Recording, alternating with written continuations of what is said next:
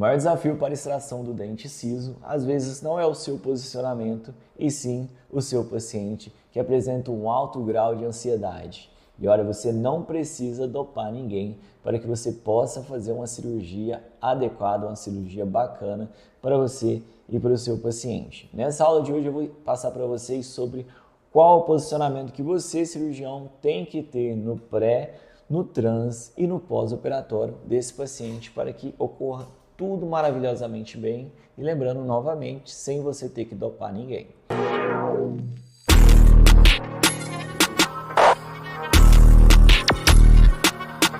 Vamos iniciar pelo começo, né? Então, o que é ansiedade? A ansiedade é uma resposta do sistema simpático frente a algo que está para acontecer, ou seja, esse paciente ainda não passou por isso, às vezes ele tem até um trauma, mas ele está sofrendo por antecipação. Antes de sentar na sua cadeira, entrar no seu consultório, ele já está sofrendo porque ele já imagina mil coisas, mil problemas que podem acontecer no transcirúrgico e até mesmo no pós-cirúrgico, no procedimento cirúrgico em si, né? Até 60% dos pacientes apresentam esse alto nível de ansiedade, segundo o Malamed. E apresenta alguns efeitos, quando ele senta na sua cadeira vai ter alguns efeitos que vocês têm que ficar bastante atento, né? Alguns deles são ataque cardíaco. Esse paciente ele vai ter uma sudorese, vai suar frio, exacerbado, ele vai começar a ter alguns tiques que podem te atrapalhar ali durante o procedimento cirúrgico. Ele apresenta uma vasoconstrição e, decorrente dessa vasoconstrição, a anestesia vai se tornar um pouquinho mais complicada. O que acontece? Quando você aplica anestesia nesse paciente, por ele já estar muito ansioso e devido à vasoconstrição, o anestésico ele não vai se espalhar de maneira adequada. Então, por isso, muitas vezes as pessoas já vêm com isso pré-definido sem entender o que realmente significa de que o paciente ansioso é mais difícil de pegar a anestesia. Ou você controla o psicológico do seu paciente, ou você vai sabotar a sua própria cirurgia, que vai acarretar numa demora maior, numa dor maior e até mesmo você vai se atrapalhar ali numa coisa básica, numa coisa simples, que é a extração de um siso, seja um siso simples ou mais complicado, mas que você já tem uma prática adequada para isso. Então você vai acabar se embananando nesse processo. Vamos entrar então na primeira fase. A primeira fase ela é a fase do pré-operatório. O que você precisa fazer antes mesmo de iniciar a cirurgia que você já vai começar ganhando? Inicialmente você tem que ter uma boa postura, você tem que se demonstrar confiante do procedimento que você vai estar realizando. Mesmo que você não esteja tão confiante, você vai passar para o seu paciente, você vai passar para o seu auxiliar aquela confiança que você sabe o que você está fazendo, tá bom? O ambiente também é muito importante, um ambiente bem iluminado, claro, para que você possa aplicar a sua prática da maneira correta, um som mais tranquilo, né?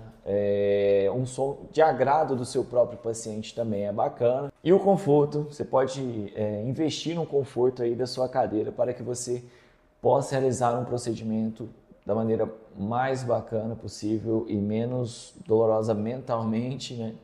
E cirúrgica para esse paciente. Nós vamos evitar também palavras de gatilho, como por exemplo sangue, palavra dor, porque isso estimula, o cara já está esperando a dor, você vai enfatizando que poderia ter uma dor ali, em qualquer movimento, qualquer barulho, o seu paciente vai identificar como se fosse uma dor e no caso seria uma dor imaginária. O que acontece quando você descobre que o paciente está sentindo uma dor ou ele está fingindo ter uma dor, você tem que parar, anestesiar, esperar, conversar, mexer, testar. Então, aí já vai 10 minutos a mais do seu procedimento cirúrgico. Também gosto muito de trabalhar com aquela técnica que a gente aprendeu na época da odontopediatria, né? Que é o tell, show e do. Que você vai falar, vai mostrar e vai fazer para o seu paciente identificar. Então, antes mesmo de que você coloque a força, coloque a pressão, depois que eu anestesio, eu explico para o meu paciente o que vai acontecer. Você vai sentir a pressão, você vai sentir fazer força, você vai sentir os barulhinhos, mas nada além disso, tá bom? Agora ali no meu transoperatório, coloquei o meu paciente na cadeira e vou começar o meu atendimento, vou começar o meu procedimento cirúrgico em si. Eu vou manter aquela postura confiante que você vai fazer no pré-operatório, você vai passar confiança, você vai manter passando aquela confiança, você vai ter foco total ali no seu procedimento cirúrgico. Eu mesmo, como eu já faço isso há muito tempo, eu geralmente tiro esse foco da cirurgia. Eu converso, falo de coisas que não tem nada a ver com aquele momento cirúrgico. Isso vai, o paciente, você está no ouvido dele, então ele vai prender atenção a atenção do procedimento cirúrgico vai jogar para onde você está falando, seja uma fofoca, seja o que for, tá? E anestesia, vocês lembram da aula de anestesiologia? Quanto mais rápido você ingere a anestesia ou de acordo com o anestésico que você escolhe, o paciente vai sentir um desconforto maior.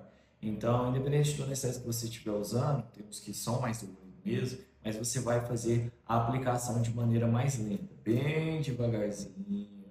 Lembra daquela parte do bisel da agulha que você vai colocar, que o paciente vai sentir menos dor. Tem locais que realmente incomodam mais, mas se você, é bom você já avisar antes de colocar anestesia, por exemplo, do palato, você avisa antes, ó, você vai sentir uma dorzinha um pouquinho mais exacerbada nessa região, é normal. Então você já avisou o paciente, ele já está esperando pelo aquele desconforto naquele momento. Então, não se esqueça, a sedação, comprimidinho que você gosta de dar para o seu paciente, que deixa ele grogue, que pode te dar N outros problemas, não substitui uma boa presença, uma boa preparação para o transcirúrgico, tá bom? Lembre-se das palavras que eu acabei de passar para vocês, nada de palavras gatilho, tá? Então, você começou o procedimento cirúrgico, não vou falar de sangue, não estou vendo sangue, não vou falar de dor, não vou usar a palavra dor, posso usar alguma outra palavra que substitui para identificar se ele está sentindo dor ou não. Esse é o principal para que você tenha um transcirúrgico durante o procedimento cirúrgico da melhor maneira possível, tá bom? E o pós-operatório imediato, você sempre vai manter ali a autoestima, você sempre vai elevar a autoestima desse paciente, você vai elogiar ele a todo momento, parabéns, você foi forte, você foi muito bem, o reforço positivo que funciona com criança também funciona com adulto.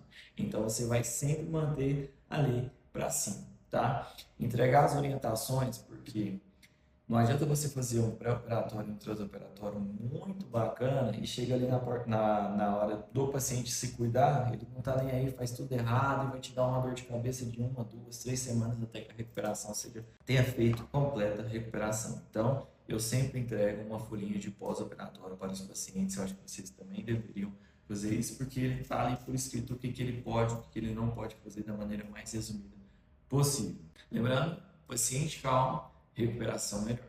Então, só recapitulando sobre a sedação, para você fazer esse tipo de cirurgia, lembre-se que a sedação é uma ferramenta. Você pode até utilizar naquele caso de pacientes extremamente, mas eu mesmo nunca utilizei. É ferramenta e não é muleta, você não deve se apoiar nela. Se você consegue fazer um bom controle, você já vai operar 99 dos pacientes aí hoje, você não precisa gastar com óxido nitroso, não precisa gastar com medicação e correr riscos desnecessários, tá? Então, o controle da ansiedade começa com você, cirurgião, principalmente na parte da confiança, tá bom? Ele só se acalma quando ele sente que você, que está operando, está sob o controle total da situação. Seja o cirurgião que transmita segurança clínica de verdade. Quer saber mais sobre o conteúdo? Saiba que aqui é onde a gente forma, a gente ensina cirurgiões que operam com preparo e não utilizam da ferramenta sorte.